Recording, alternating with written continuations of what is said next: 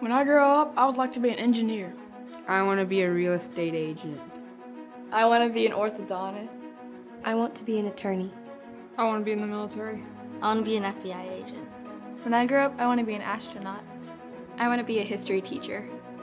I want to be a missionary. When I grow up, I want to be a wealthy woman. A volleyball player. When I grow up, I want to be the new owner of Extreme Teriyaki Grill Express. I want to be a dentist. An astronomer. I want to be an engineer.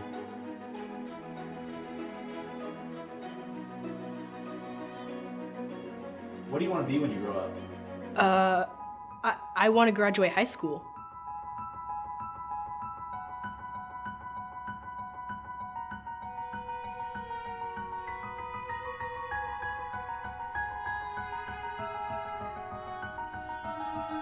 Education is the foundation of everything. If a child gets a good education, then they are set up for success in life, and if they don't, it doesn't necessarily mean that they're going to be a failure, but the odds are stacked against them.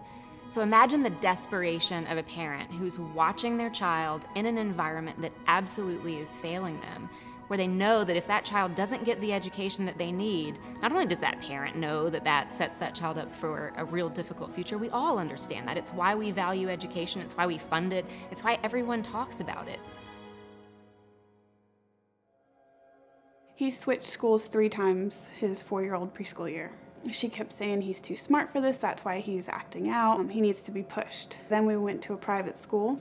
It was just a bad environment, saying this isn't a good fit for Jack. I think we were there about 2 months. We went into a collaborative setting. We were about a week in. She goes, I just don't know if this is gonna work. So I was like, that was a really rough year. There wasn't a class that was working for him. That was hard, because I didn't feel like anybody really cared about my little guy. And, I'm not gonna just send him off because I wanna send him off. I wanna make sure I'm sending him off to somebody that cares about him and wants what's best for him. And I just didn't feel like we had that, and it was really just, let's just make it through this year.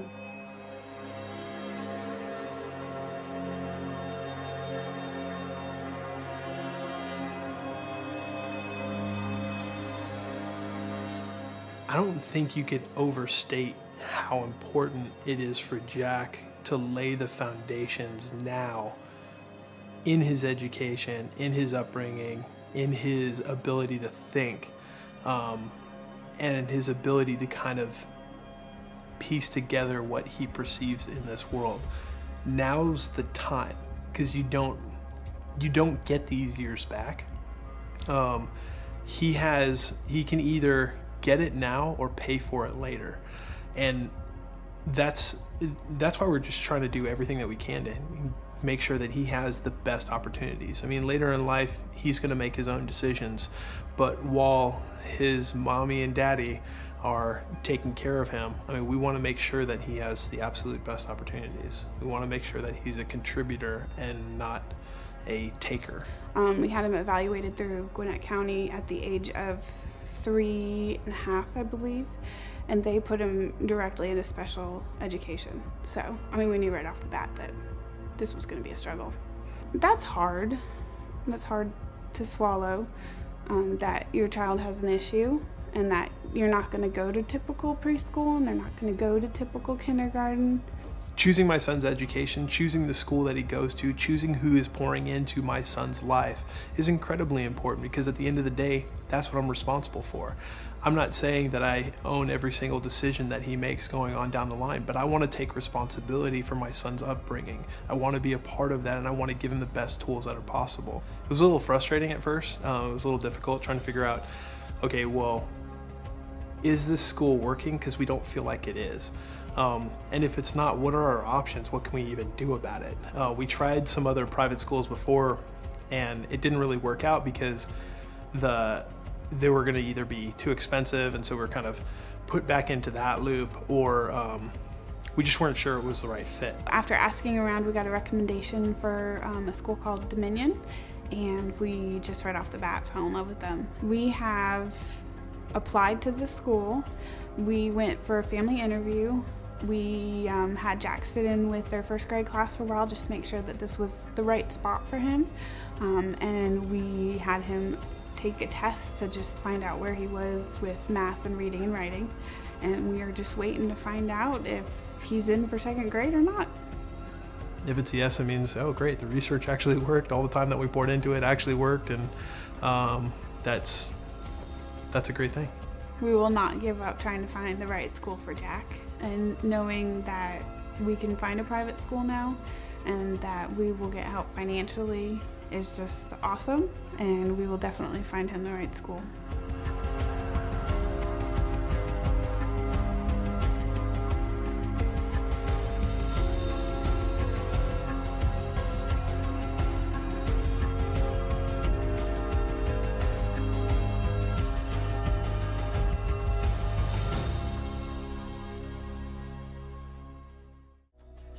While Georgia has some school choice programs, including public school choice through charter schools, and private choice through the tuition tax credit program and special needs scholarship program, there is not nearly enough choice available for the state's 1.7 million public school students.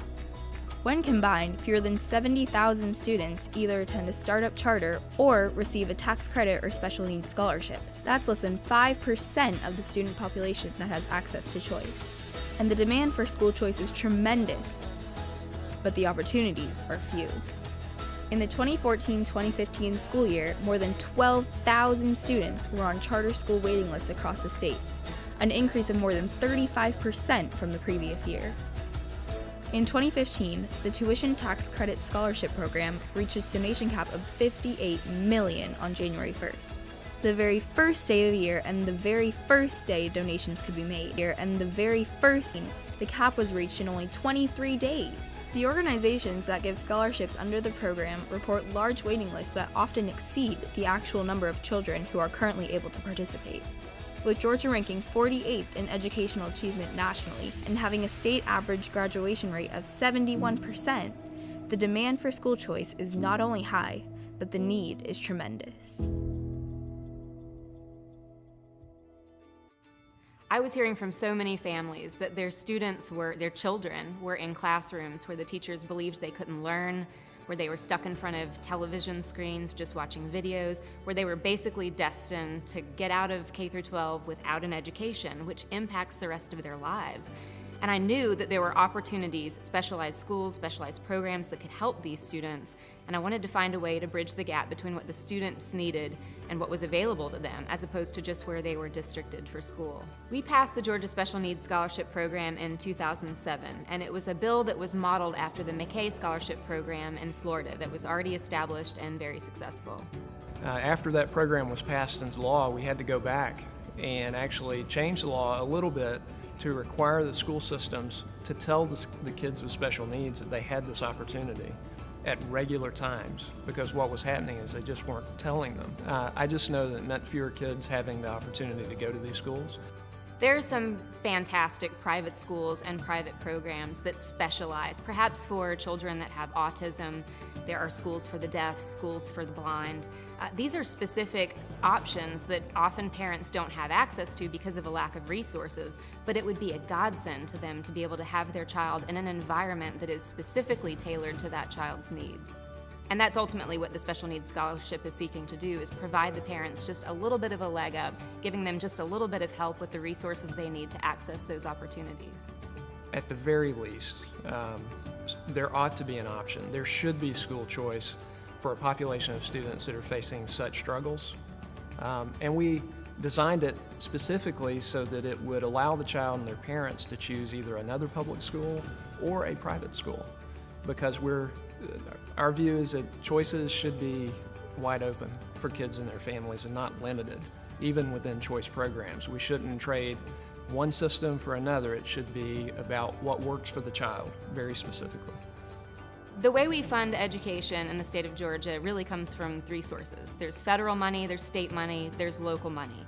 In a program like the Special Needs Scholarship Program, the state money follows the child to the school of their choice. But the federal money and the local property tax money stay in the traditional district school.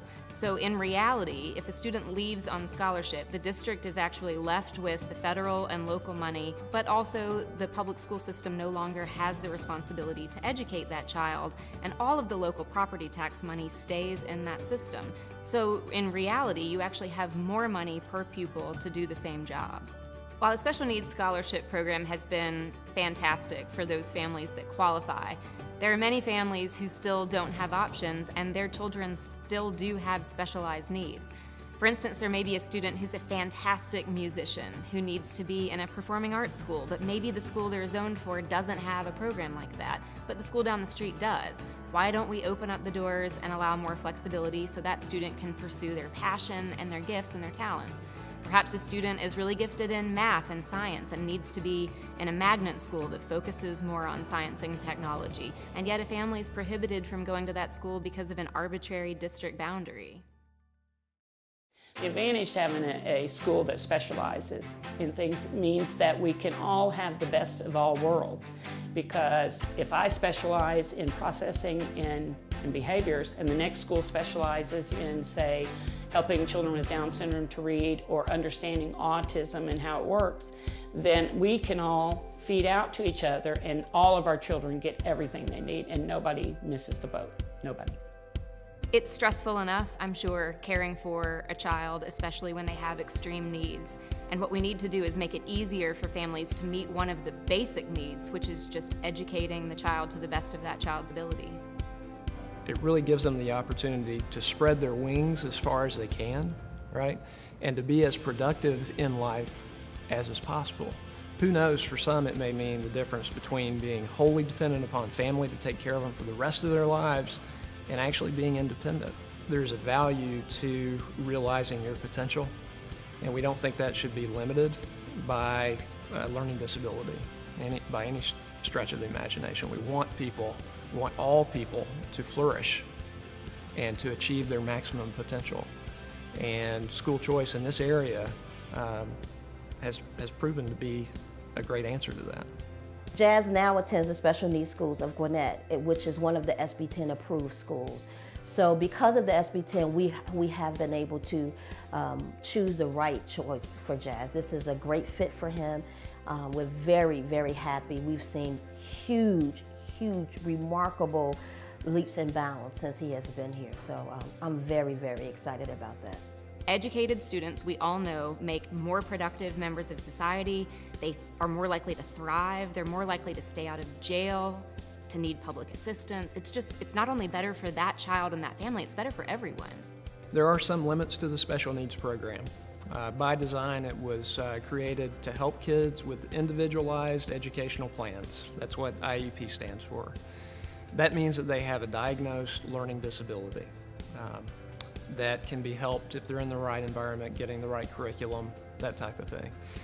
That means essentially there's a whole group of kids that are not being served that really should be. Perhaps the students in a school and they're being picked on, bullied relentlessly. There's no opportunity for them to move to a different environment under this program.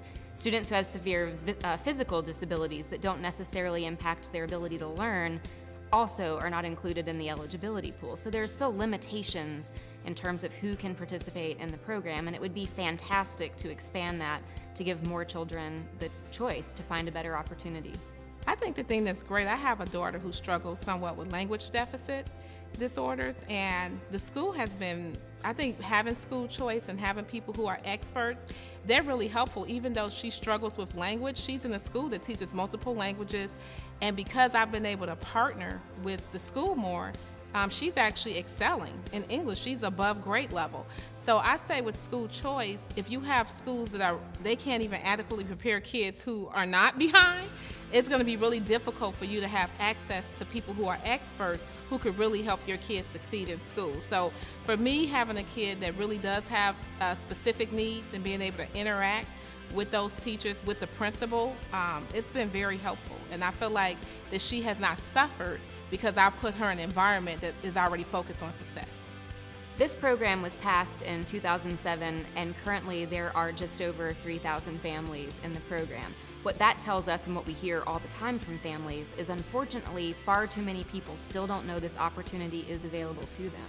In terms of what parents need to know, first, know that if your child has an IEP and a learning disability, that there's something that you can do to get them into a better environment, and it's the scholarship program.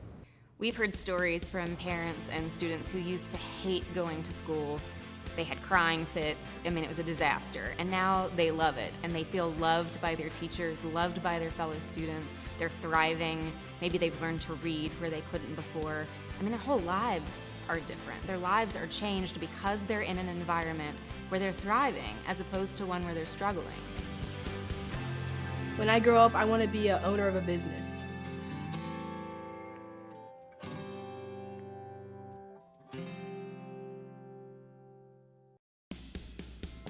SB 10 ought to pass this body 56-0, and I hope that you will stand for those families and allow just a new option.